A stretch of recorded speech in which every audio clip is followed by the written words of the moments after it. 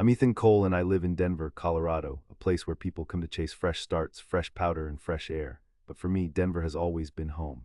My story starts like so many others, with a move, a handshake, and a couple too many beers chasing down college nostalgia. But it ends. It ends in one of the most satisfying ways someone can shove back when their kindness has been trampled under someone else's arrogance.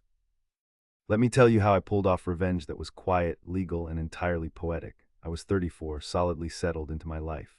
My work as a freelance photo editor kept me glued to my laptop most days, but between projects, I wanted more of a social life. I'd always been someone who thought hospitality was a sacred space. People could be strangers or visitors, but they deserved to be treated with dignity, especially if they were paying good money to stay somewhere.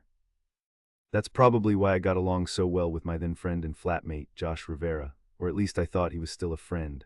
Back in 2017, Josh had moved with me into this small brick house bordering Hilltop and Platt Park. At first, he was the kind of guy you passed a joint to on the back porch or shared leftover slices of pizza with in the middle of the night. We'd gone through a lot together: snowpocalypse winters, endless house guests, and one really unfortunate case of mice in the walls that forced us both into sleeping bags in the living room for a week. We were buddies, equals, housemates, both splitting the bills. But then in 2019, Josh did something he never expected, something easy for him to do but life-swinging for me. He bought the house we were renting. The landlord, old and desperate to cash out, sold it to Josh for a screamin' deal. Josh had inherited a few thousand from his grandfather, and with a down payment and eagerness, he took the title. He didn't really present it like a surprise. I was standing right there when he cracked open the email about the contract being signed. Hell, I even offered to help organize the paperwork when he said he was lost. That was the last honest act I ever did without him twisting the knife. The day Josh became the official owner, we had a conversation, and that's when my world tilted sideways. He sat me down and said this: "Ethan, nothing changes here. I'm the owner now, you're still my roommate, and I'll respect the deal we're already on." He put it all out there, calm and casual, like we weren't even talking about a new layer of formality. I might have been skeptical, but I thought, sure, if he's sticking to the original rent, rules, and vibe, we've still got a good thing going here. I was wrong. Within a week, Josh was Josh anymore. He walked around like he'd finally found his long-lost kingly birthright. He started calling the shots like they came from some royal decree. I was late one Monday by 10 minutes for work. He handed me a paper outlining late rent consequences, even though I hadn't even touched rent since February was my lease renewal, and he said he wasn't planning to change anything. When I brought it up, he laughed. "Oh, this is just for tenants I don't live with. Just future use." Yeah, right. As time went on, the rules kept changing, all in his favor. I would come down to use the washer and dryer during the week. Since I worked a irregular schedule, I'd take the 6-inch stack of unfolded laundry into my room and microwave some ramen. Josh would barge in and get irritated. "Don't use the machines midweek, Ethan. They're costly to run." Then I'd use the microwave again, and he threw a fit because you scared the carbon filter. Look, I heated the damn thing once a day. It wasn't World War I, okay, and then came the chores. Up to that point, we split them. Once he owned the place, he wanted me to take responsibility. "Ethan, there's 5 self-checklist items for the kitchen right now. Why's this always fall to you anyway?" "Because the last guy wouldn't live up to standard, so I replaced him." "Look, you're literally the tenant. Chores aren't about equality. It's about this being my house now. So if you want to stay, you're gonna keep things up." But that's not the real breaking point. That happened at the beginning of April 2020, when the state shut down for the first time during the pandemic. I was stuck in Denver. Thrilled, really. I had stability, some DIY projects ready for the basement, and all the Netflix and Zoom meetups I could handle. But not Josh. The second lockdown hit, he started closing down our small but tolerable connection. He told me out of the blue, one last thing: no more guests.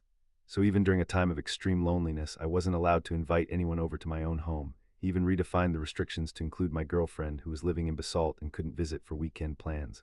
A friend's to be authorized via 48-hour notice, maximum 2 adults, no overnight stays, no exceptions. That was fine until the holidays, when I got a call from my family asking if I could host this year's Thanksgiving dinner. Josh said no again. I had worked hard for the freedom to run my life the way I saw fit. I was raised by parents who always said mutual respect governs interactions, whatever your role. That's why I fixed his car more than once, even when it wasn't mine. That's why I took out the trash when it started getting weird with his roommate rules. That's why I gave him 3 weeks the one time I had tourist plans, even though he never asked and actually thanked me after they left, saying it made his quiet month easier. I tried to stay calm after that Thanksgiving rejection. I didn't scream or throw anything. I just smiled, and smiled longer and harder. Because in all honesty, a new idea was forming. A quiet, long-term way to fight back with everything that I'd already made him comfortable with, while I slowly took the reins of control. At the same time, I started noticing other petty things. He wanted full control over our thermostat. He started locking the garage, which I usually used more than he did, then made up a weird monthly fee for its use. Consider this an enhanced facility privilege charge, he wrote me once like he was working out of some New York penthouse. He kept assigning me chores, not just splitting time, but suddenly I was doing 90% of the upkeep. When I asked if we were treating this fairly, he replied, I own it. You're the tenant. Fair doesn't come into play here, it's hierarchical. Every sentence throbbed with ego and entitlement. I had enough, so I made a hard call. The next lease renewal, I was either renegotiating really hard or I was going to walk away on my terms. But when I checked the lease, I realized I had nearly 8 months before even getting an excuse to push back. 8 months was a lifetime in discomfort, and that felt like too long to endure him while flossing my way into asking for freedoms. I was angry, not saintly. And I'm not the type to bottle things up forever, so instead of running away or suffering quietly, I accused him of one thing. Until you sell this house, you've got me, but I don't play servants, rule shifts, redo the agreement, or I move out. Josh scoffed and told me good luck finding a comparable place during shutdowns and a market frenzy. You're not big on risk calculation, are you? Risk. That's exactly what I started calculating at that point. I didn't get loud about my plans. I didn't fling curses or slam doors. I just decided to establish dominion where I could. It started with language. It was psychological jujitsu. You know that thing where you let the enemy throw their strength toward you and win fights by directing it elsewhere? I offered to pay rent early each month. I sent texts that were non-confrontational and passive-aggressive. Send me the rules for the front porch. I want to respect the boundaries. I offered to deep clean the fridge every Friday to minimize odors post-lockdown. I loosed like someone who had accepted his authority. And just so I could stain the rug below his feet for when I yanked the tablecloth, his ego bloomed week after week. The more subservient I appeared, the bolder he acted. One weekend he returned from a grocery run and left 3 frozen pizzas on the counter. Now we're split, one for you, one for me, and the third is, I don't know, experiment. I smiled, replied, yum, sounds like a fun meal, and walked away holding that weird third pizza like a creative challenge. In the back of my mind, I knew I didn't want to live like this. So instead of negotiating, I went the other way, revenge, and not because I had to, it was because he had to be reminded that ownership can be a misnomer if solitude ends up infecting the dynamics you thought you controlled. My fairy tale starts with plum trees, let me clarify. The backyard in this house was warm and south-facing, fertile land if you gave a damn about planting. Josh didn't. He bought palm trees he paid a landscaping company to plant, big, skinny, theatrical things that lined the north deck. But throughout this shared backyard, he didn't touch the soil. That was my lane, that was the hobby I used to unwind. Maybe not that big of a deal, but it was the only creative power he gave me. Before rent, before dishwashing, before bed, I'd be out there in the dirt, tending roots and unlocking the strange zen of greenery, so I chose a plan. The trees on the north side, the tall palms, casted shade at 4 in the afternoon, sure. But I noticed something subtle. His backyard had direct afternoon sun until his cranes hit maturity. He enjoyed those rays, jogging, reading, working remotely from a floating deck or his backyard office shed that he never even used properly. So I planted 6 young plum trees along my side of the property fence, all exactly 1 foot inside my boundary, all within 10 feet of his office shed. Every single one fast-growing, a Japanese variety with feathery canopies and purple blossoms that cover the fence entirely in less than 4 months. He didn't notice at first, mainly because I hid the dug-up earth in landscaping tarps for a while. I told him I was doing a weed barrier update. He nodded and went back to scrolling Reddit. Little did he know by May those branches would grow nearly 10 feet and start flowering so thick they would leave his deck shaded for all but the first 2 hours of sunlight. By June it was complete. The entire back of the house, what used to be his personal oasis, was a canopy of lush plum trees that cast purple shadows and a wall of wild, leafy privacy. The first time he came into the yard after work, he blinked at the trees and turned to me with that look. Since when are those plum trees? Like that since you called yourself my landlord, Josh, I calmly told him. I just thought it'd be nice, adds color to the place. Plus, in late August you'll get plums falling into your yard, perfect for pies if you want some. Josh gave me a frank look, smirking. Just don't prune them on my side, okay? I nodded. I'll make sure not to invade your space. You know I'm respectful like that. I was giving him a long leash to hang himself with, and I knew he was dumb enough to fall the full drop. By August, those trees started rapidly sprawling, way faster than either of us was prepared for.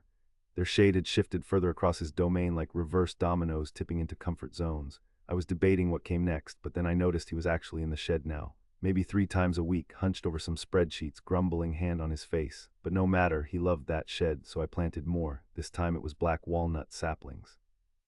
But not just any saplings, ones with seed money from a long-forgotten gardening podcast I once guested on. One of my episode sponsors back in 2019 was a local plant nursery in Lakewood. They owed me a few favors, so when I asked for fast-growth varieties, they slyly suggested the black walnut, salt cedar, and leyland cypress. Those walnuts, they grow huge in 5 years. They get aggressive.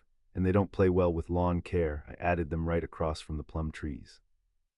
I literally peddling him into the corner, and not to psychoanalyze myself, but trust me, control had shifted. The sixth walnuts went up in September. By early October, you couldn't see the back of the fence or tail lights. You just saw jungle green and deep fruit red. Josh tried to spray some herbicide through the fence, thinking it'd stunt the plum trees. But I caught him one night and told him that allergy season was a little early for tobacco hornworms, wasn't it? He cleared his throat and said it was natural weed suppression.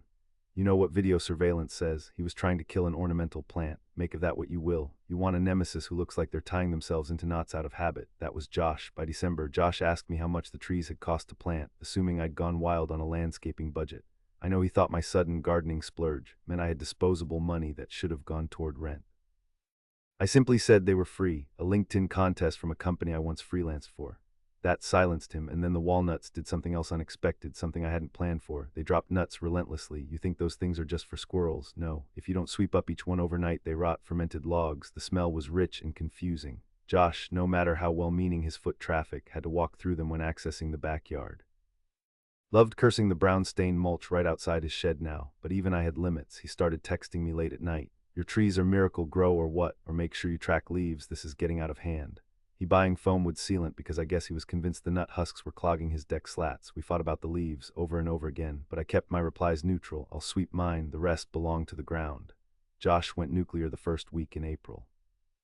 He was standing over one of the plum trees that had crept entirely over the fence. You could literally see branches looping into his side like overgrown fingers. He shouted at me to cut them back. The irony, he had nailed two of his own plants straight onto our fence without asking me anything. Now all of a sudden he was a stickler for border sanctity, and yet I complied. I sent him a picture of me with shears after cutting back every overt branch and bud. Added a nice message, let me know if you'd like me to trim anything else. I can charge the lopper usage as a maintenance supplement or volunteer as yard equity.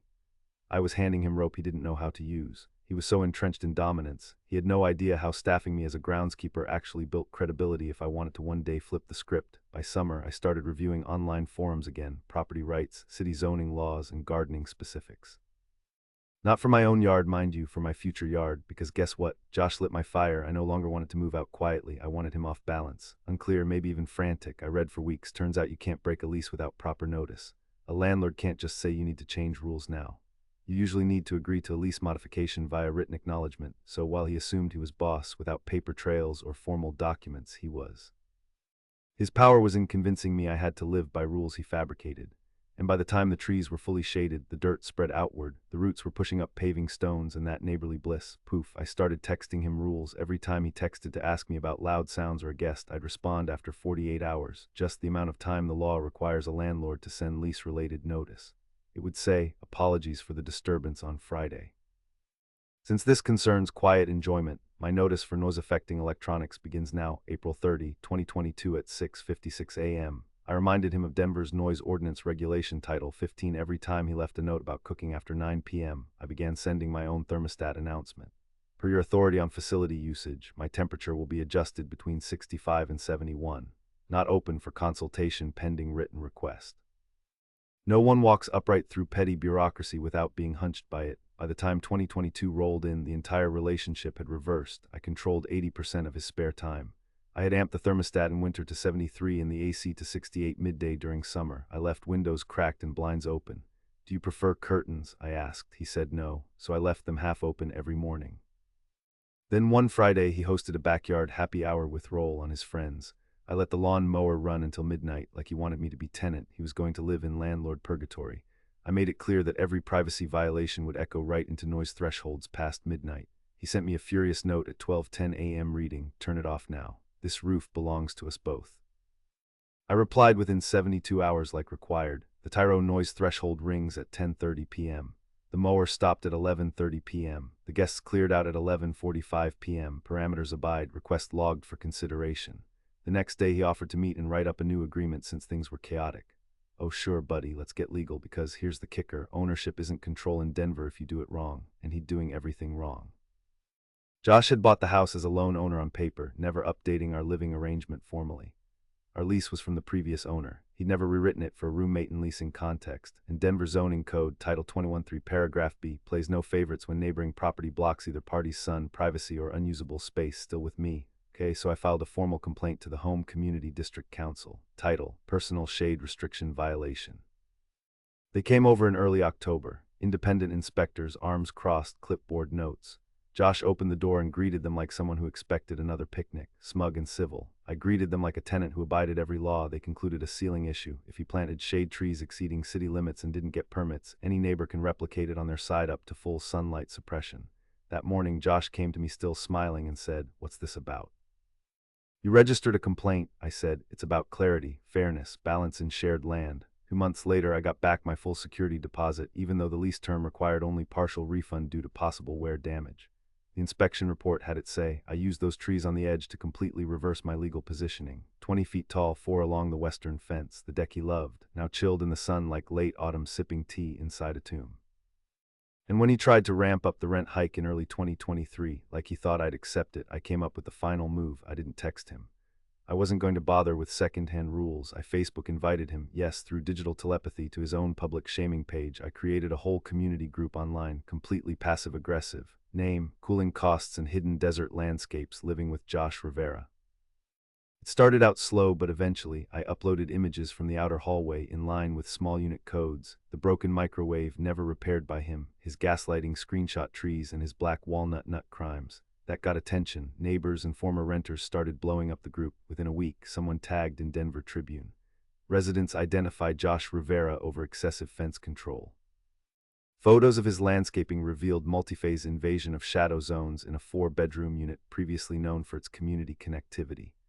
Now newspaper style, pancaking all his regional ego into a very confined circle of embarrassment. By the end of November, the article ran under the headline, "Denver Landlord Left Shaded by His Own Rules. A Tale of Backyard War and Botanical One-Upmanship." I summarized what had happened. No emotions, no name-calling. Just facts, flow of events, a blip of city law, and a quiet image of his then sunny office shed framed inside a jungle of plum. I showed how his arbitrary rules weren't part of any written lease. I explained how tenants couldn't be asked to fund his cable TV like a college pack gone sour, because titles changed and he overstepped 1,000 quiet lines without realizing a tenant was just as sharp as a landlord with the law in hand. After that, things got real. Fast. Josh tried to throw out more ground rules. "I'm locking internal doors now. Can't have you accessing the garage freely."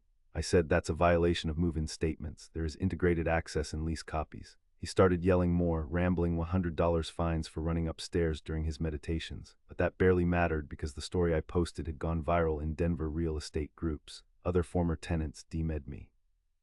Even managed to find photos from a smaller apartment he'd previously rented in Edgewater. You remember Edgewater, Josh? The one by Sloan's Lake. Turns out he tried living in both units of a dual-unit home he rented and failed. Choked the upstairs sewage lines installing his own wall switcher because he was blocking upstairs tenants on Lock Drive. Even got confronted about mold buildup from a broken floor vent in his tenant area.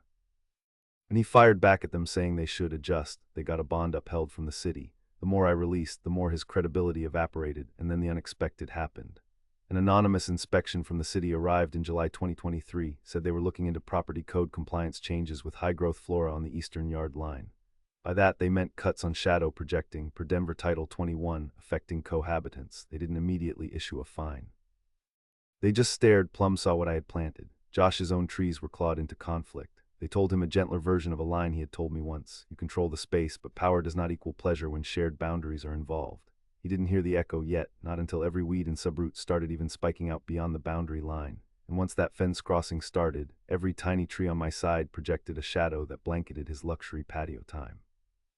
Still not one confrontation, no screaming. He'd come outside, arms gesturing at midwinter brown leaves, says someone needs to rake these once in a while if you're going to crowd the ecosystem.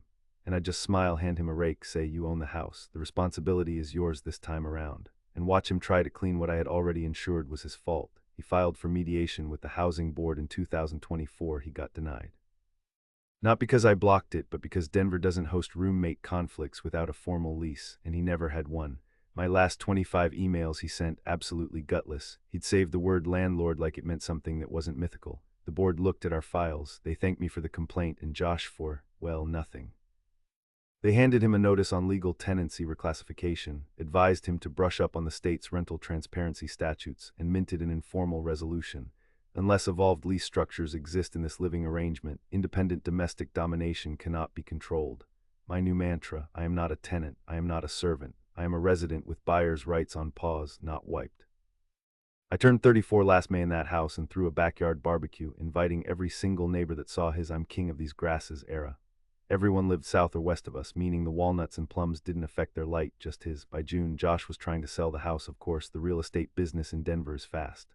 Kogurihoinus insane. Houses don't sit for more than 2 weeks most of the time, but this one, it sat for over 75 days.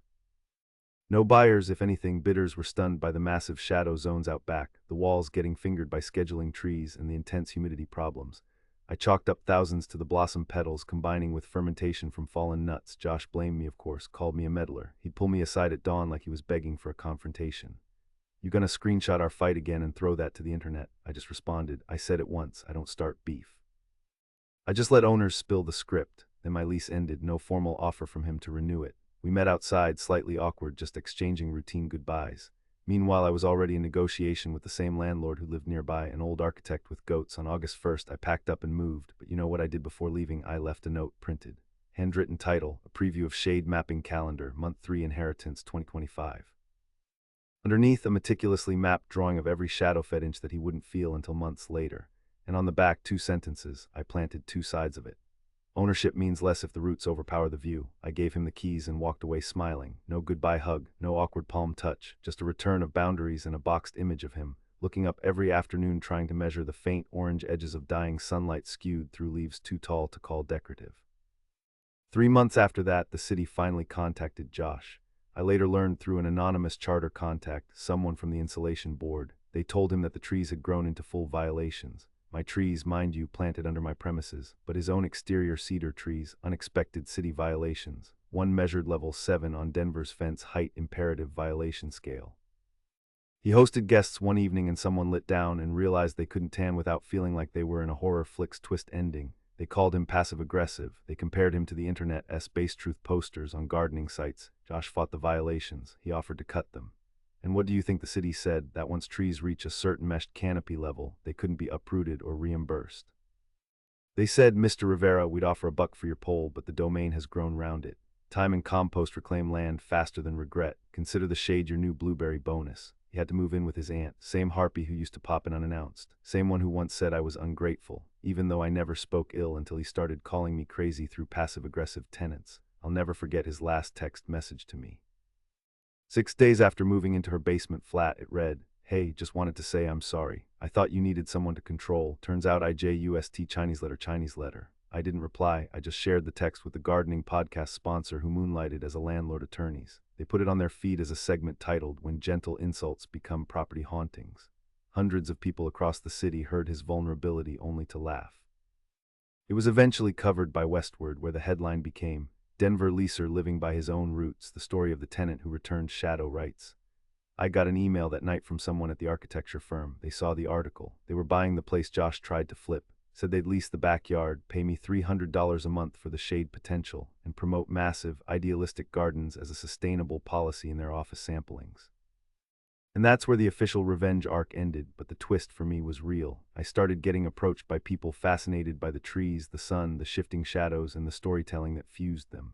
Some of them were thinking about shading solar access cells. Others liked quizzes on what kind of nemesis lives next door. So I opened up a side hustle, backyard activism.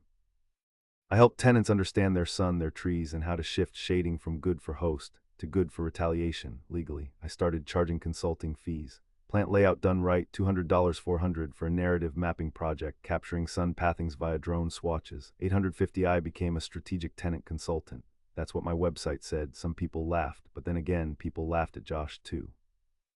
I'm not saying I planted a garden just to mess him up. True, I use those spaces to grow what I find pleasurable, but part of it was acknowledgement of friendship lost, effort warped into ego, and respect silenced by noise. Now I live just east of the South Platte River. My garden, flawless. Balconies shaded at just the right point in the day to host reading hours, but you can still get sun in the early morning. It gives me peace. Josh, last I checked, he left the state. Moved to Las Vegas to work. What else? Real estate rentals. Left the house. Left his dignity. Left me with 6 strong trees and a lesson as clear as river water. If you're going to hand someone keys to your world and then start yelling about whose rules it is, well, best get out the loppers yourself. Because if you skip the law to promote the ego, sooner or later your consequences shut open their own branch of poetic care. And yeah, sure. If Donald's out there somewhere, or Josh, hope your sun rises in a shaded betrayal today. But me, I still have plums and a good night's sleep.